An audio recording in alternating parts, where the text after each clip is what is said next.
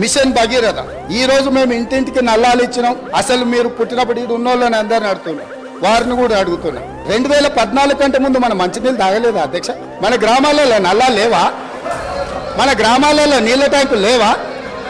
వీరు వచ్చినాకనే శివుడి తల మీద ఉన్న గంగను భూమి మీదకి తెచ్చి, భూమి మీద ఉన్న గంగను కాళేశ్వరంలోకి పారించి, కాళేశ్వరం ఉన్న గోదావరి జలాలను మన ఇంట్లలో నల్ల ద్వారా ఇచ్చి మన జీవితాలు ధన్యమైనట్టు, అదేదో వీళ్ళు అద్భుతం చేసినట్టు, అదేదో ఉచితంగా ఇస్తున్నట్టు, ఈ ఉచితంగా ఇవ్వడం ద్వారా తెలంగాణనే దేశానికి నెంబర్ 1గా ఆదర్శంగా ఉన్నట్టు ఈ సభలో నించొని బయట రాజకీయ ఉపన్యాసాలు ఏమిచ్చుకున్నా మనకేం అభ్యంతరం లేదు అధ్యక్ష.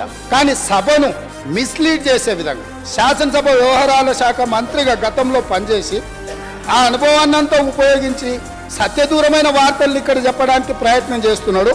అందుకే మిషన్ భగీరథ మీద కూడా నేను చెప్పదలుచుకున్నా అధ్యక్ష.